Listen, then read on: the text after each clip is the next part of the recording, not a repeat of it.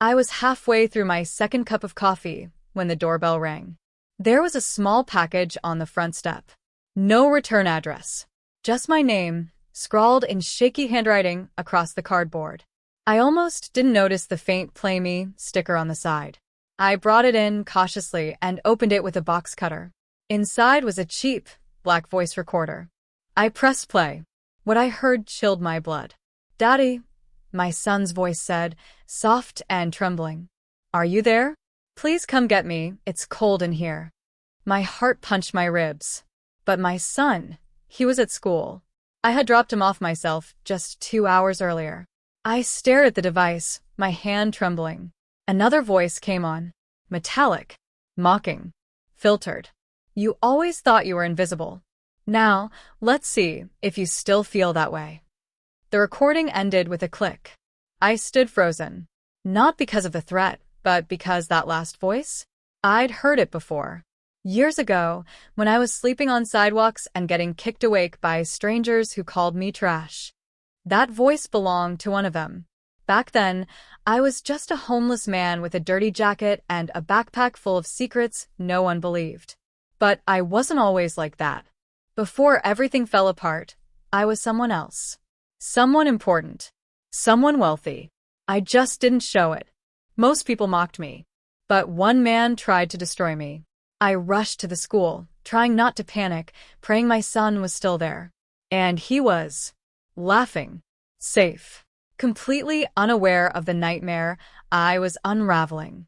I didn't tell him. I didn't tell anyone. Because if that voice was who I thought it was, then this wasn't just a prank. It was a message. A warning. They'd found me. I moved us to this quiet neighborhood to escape the past. I had changed my name, lived humbly, kept the truth buried, but secrets don't stay buried.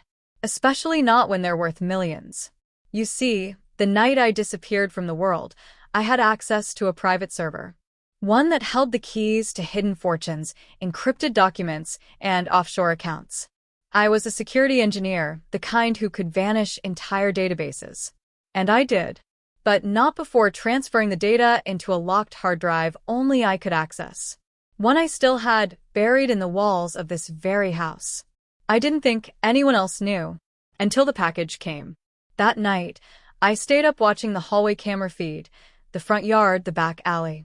I wired the doors with silent triggers. My hands worked automatically, old instincts I thought I left behind. But what haunted me wasn't the threat. It was the voice. Because the man behind it? He used to sit in a leather chair across from me. We built firewalls together. We dreamed of building a decentralized world.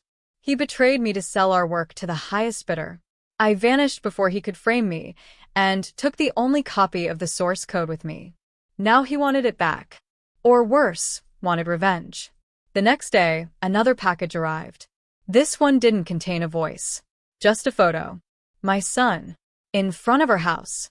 Taken from the woods across the street. And scribbled on the back, in thick black ink. "If we can see him, we can take him." I knew then I had to end this. Not run. Not hide. It was time to finish what started years ago. I went to the basement, pried open the old vent cover, and pulled out the drive. I stared at the metal device, thinking about all the lives that could change if I released what was on it. Then I heard a click upstairs. A door opening. A footstep. They were here. I rushed up, heart racing, only to find my son, home early, alone. I checked every camera, every lock. Nothing triggered. No alerts. No breach. But there was something strange. His backpack was wrong. It wasn't the same one I packed for him that morning. And then he spoke. "Dad," he said, walking closer. "Can we talk?" But his voice wasn't quite right. There was a slight distortion. Barely noticeable. My blood ran cold. I stepped back. And he smiled. "They say artificial voices can't copy emotion," the thing said. "But they're getting better. Aren't they?" My knees nearly buckled. That wasn't my son. It looked like him. Moved like him. But I knew my child. Every twitch. Every expression. This thing was a test. A warning. Or, worse, a prototype. Someone had built a replica of my son, or projected one, to torment me. I activated the panic switch, sealed the room, and grabbed the hard drive. They wanted it? Let them come. But I wouldn't give them what they wanted. Because the drive didn't just contain wealth, it held the truth. Truths about governments, hidden experiments, AI gone rogue, and a project called Eidolon, the blueprint for synthetic consciousness. My ex-partner must have rebuilt it. And now he was trying to finish what we started, without me. But he didn't know I still had one more secret. The real drive? Still buried. What I held in my hand was a decoy. I uploaded the decoy code to the cloud, encrypted it, and baited the trap. And now, I wait. They think I'm just a forgotten man with a tragic past. But soon the world will see what I really am. And if they touch my son, the real one, not even their synthetic ghosts will survive. In a world where voice clones, AI replicas, and digital ghosts blur the line between real and artificial, what would you do if your child's voice came from a box, and it wasn't really them? Subscribe for more mysterious stories that keep you guessing, keep you thinking, and make you question everything. Because sometimes the past isn't behind you, it's listening.